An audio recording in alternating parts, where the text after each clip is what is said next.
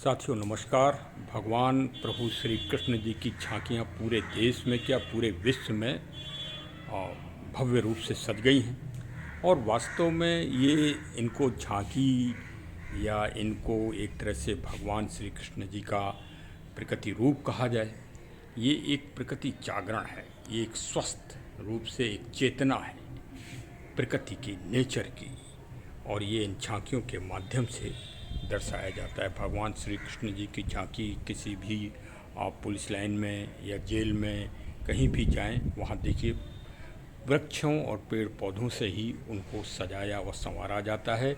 और जब छोटे से बचपन में बच्चे जाते हैं तो उनके लिए एक ये आध्यात्मिक ऊर्जा के साथ एक प्रकृति का एक मोटिवेशन और ये एक प्रकृति की जो है जागरूकता और प्रेरणा भी उनको प्राप्त होती है। और ये सिर्फ प्रकृति का जागरण ही नहीं, ये एक कौशल है। जो बच्चे झांकियाँ सजाते हैं उनमें कौशल विकास होता है और ये एक रचनात्मकता की प्रवृत्ति जागृत होती है बचपन से ही, और ये बहुत ज़रूरी है व्यक्ति के व्यक्तित्व के निर्माण के लिए। यदि बचपन से ही उसमें नई रचना करने की प्रवृत्ति आएगी, प्रकृति के संरक्षण व संवर्धन की, पेड़ पौधों के रखरखाव और जागृति की, तो उसमें निसंदेह वो एक श्रेष्ठ नागरिक बनेगा और इस सृष्टि के लिए भी कोई अच्छा कार्य करेगा।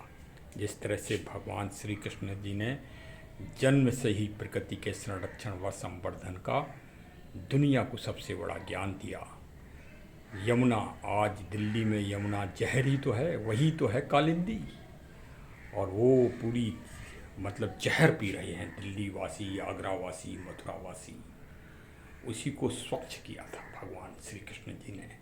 ज्ञान तो एक बहाना थी, सत्य बात तो ये थी कि मानव को मानव लीला के द्वारा पर्यावरण और क्लाइमेट, जलवायु संरक्षण व संवर्धन का असीम ज्ञान देना, और साथ में गोवर्धन पूजा, भगवान इंद्र की पूजा होती थी, तो उस इंद्र की पूजा को मना करके भगवान ने गोवर्धन की पूजा का महत्व दिया था। मतलब कृषि, सृष्टि, प्रकृति, नेचर के संवर्धन व संवर्धन का ज्ञान दिया था।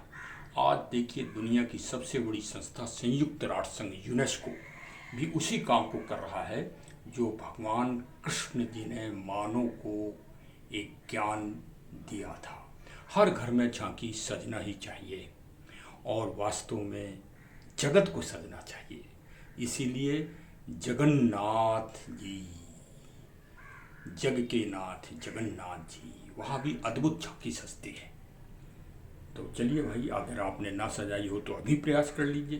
2 गमले रख लीजिए पेड़ पौधे के और भगवान कृष्ण को रख दीजिए झूले में, बस हो गई झांकी। और क्या है, और गा दीजिए कन्हैया जी के भजन, और नहीं हो तो हमारे चैनल का ब्लॉग सुन लीजिए। बस इस दुनिया में प्रकृति की वाहक क्या है? वाहक तो सिर्फ गौ माता है। सामने देखिए, ये गौ माता प्रकृति की वाहक हैं, ये सृष्टि की वाहक हैं, ये पृथ्वी के संतुलन की सबसे बड़ी वाहन इन्हें कहा जाए।